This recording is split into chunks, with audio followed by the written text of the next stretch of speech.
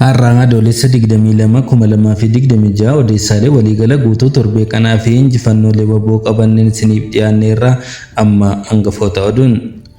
Humni bilisummaa Oromoo waboon zoonilee Oromiyaa garaagaraa kanneen akka zoonii lixaa, zoonii Arsadee fi zoonii giddugalaa Oromiyaa keessatti tarkaanfiiwwan laalessaa loltoota mootummaa irratti fudhataniin injifannoo argachuu beeksisan. Mariin biyyaalessaa fakkeessii yookaan burjaajii guddaa uumuuf nama dhuunfaa Abiyyi Ahmediin qophaa'ee ture irratti jarmiyaan ABO waboo qoosaa siyaasaa jechuun ibsa baaseen hubannoo laateera. Godina Arsii aanaa Zuwaayee keessatti humnoonni PP hidhaa humnaan olii badii tokko malee uummata irratti hammeessaa jiraachuun barame. Kunneen hangafoota oduu keenyatti bal'ina isaaf bilisummaaf Oromoo sabiskiraayib taasisuun nu hordofa.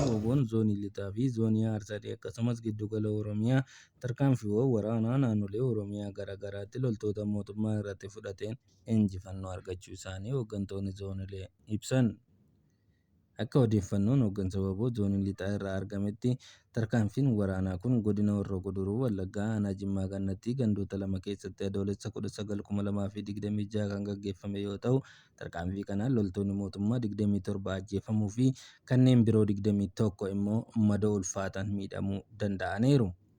Dabalataanis meeshaaleen waraanaa keessaa qawween akaamaa 20, hidhannoo qoma sadarkaa adda addaa 8, konkolaataa waraanaa 1 akkasumas uffanni waraanaa 60 ol ta'an harka waboo seenuun mooraa qabsoo bilisummaa Oromoof galii ta'uun isaanii gabaafameera. Haala wal fakkaatuun zoonidhuma kanatti godina Qeellam Wallaggaa aanaa Sayyoo ganda Qalqalchaatti adoolessa 18/2026 tarkaanfii loltoota mootummaa irratti fudhatameen du'aa fi madoo ciccimaan irratti qaqqabu ajajoonni waboo zoonichaa ibsaniiru. Haa ta'u malee haala yeroo sana mudate irraa kan ka'e lakkoofsi loltoota PP miidhamni irratti qaqqabe adda hin baafamne jedhan. Gama biraatiin waboon zoonii Arsadee aanaa Boosit keessatti guyyuma kana tarkaanfii waraanaa fudhateen injifannoo argachuu beeksise. Akka odeeffannoo waboo zoonichaa irraa argametti tarkaanfiin kun godina Baha Shaggar keessatti kan raawwatame yoo ta'u, meeshaalee waraanaa fi galteewwan adda addaa harkatti galfachuun mooraa qabsoof galii taasisuu isaanii ibsaniiru. Tarkaanfii kanaanis meeshaalee waraanaa keessa qawwee akaamii 6, duubatti hafaa 3, rasaasa akaamii firii 2,000, meeshaalee elektirooniksii adda addaa, yuunifoormii waraanaa hedduu akkasumas hooggansa loltoota mootummaa tokko booji'uun isaanii himameera. Bifuma wal fakkaatuun irreef gaachanni uummata Oromoo waboon zoonii giddugala Oromiyaa aanaa Baakoo Tibbee keessatti tarkaanfii fudhateen injifannoo galmeesseera. Hooggansi waboo zoonii giddugala Oromiyaa akka ibsanitti tarkaanfiin kun godina Lixa Shaggar ona Baakoo Tibbee ganda tarkaanfataa Gibee jedhamu keessatti diina maqaa sakatta'insa waboo jedhuun uummata nagaa hiraarsuun du'aa fi madoo ulfaataan adabeera. Akka gabaasni kun mirkaneessutti tarkaanfii kana keessatti loltoonni mootummaa PP 29 battalatti kan du'an yommuu ta'u, 23 ammoo madahaniiru. Dabalataanis loltoonni PP 8 fayyaa isaaniitti harkaan qabamuun booji'amaniiru. Yeroo ammaa waboo biratti argamu kan himan hoogganni waboo zoonii giddugala Oromiyaa booji'amtoonni kun mirga booji'amaan eegamee fi kunuunsi barbaachisu taasifamaafii jiraachuus ibsaniiru. Tarkaanfii kanaanis meeshaalee waraanaa qawwee akaamii 26, rasaasa akaamii 1,000, hidhannoo mudhii 25, kaazinaa yookiin gumbii rasaasaa 40 akkasumas ragaawwan iccitii keessoo loltoota mootummaa saaxiluu hedduun dugda isaanii irraa booji'amuun mooraa qabsoo bilisummaa Oromoof galii taasifameera. Hooggantoonni waboo zoonilee kunneen ibsa isaanii keessatti hanga bilisummaan uummata Oromoo fi walabummaan Oromiyaa mirkanaa'utti tarkaanfiin humnoota mootummaa irratti fudhatamu cimee kan itti fufu ta'uu dubbataniiru. Naannolee Baha Shaggar, Boosat, Horroo Guduruu Wallaggaa fi Qeellam Wallaggaa, Lixa Shaggar, Baakoo Tibbee keessatti jiraattonni humnoota mootummaan hiraarfamaa turanii fi jiran injifannoolee argamanitti gammachuu isaanii simataniiru. Hanga qabsoon galma isaanii gahutti waboo cinaas akka dhaabbatan waamicha isaanii dabarsaniiru.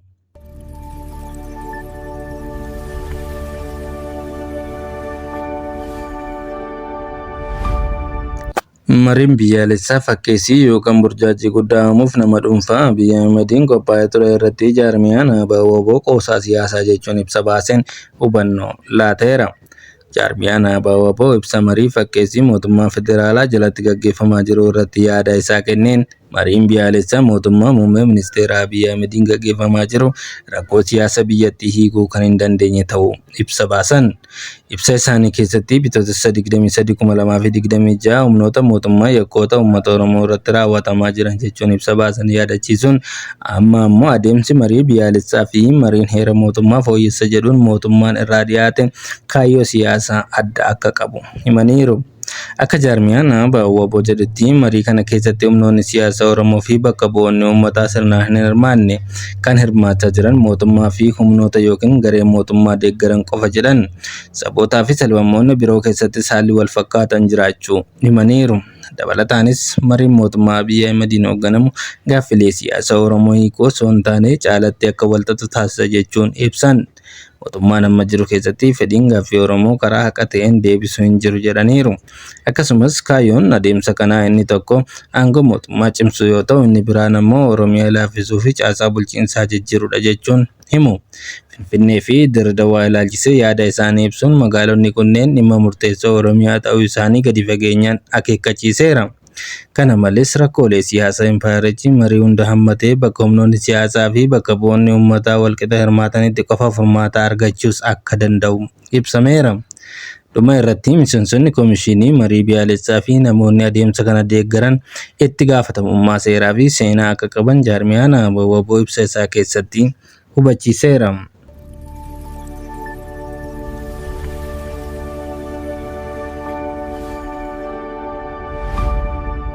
Godina Arsii Bahaa Ona Zuwaayee Dugdaa keessatti humnoonni mootummaa hidhaa seeraan alaa fi saamicha maallaqaa raawwachaa jiraachuu jiraattonni qeerroo bilisummaa Oromoo naannichaatti himan.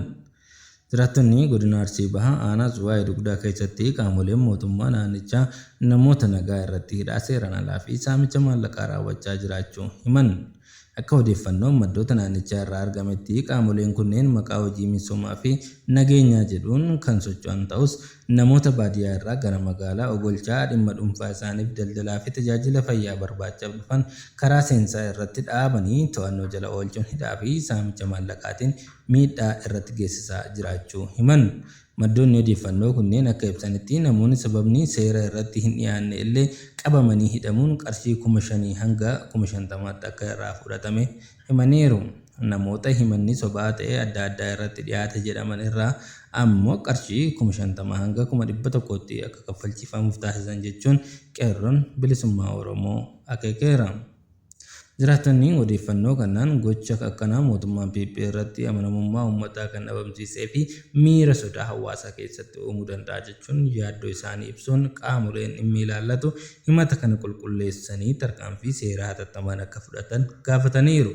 Hanga gabaasni kun qophaa'etti humnoonni kun qaama mootummaa aanaa, mootummaa naannoo yookaan qaama seera kamiyyuu biratti ukkaanfamee waan jiruuf qaamoleen himataman irraa deebiin mootummaan ifatti kenname kan hin argamne ta'uun mirkanaa'eera.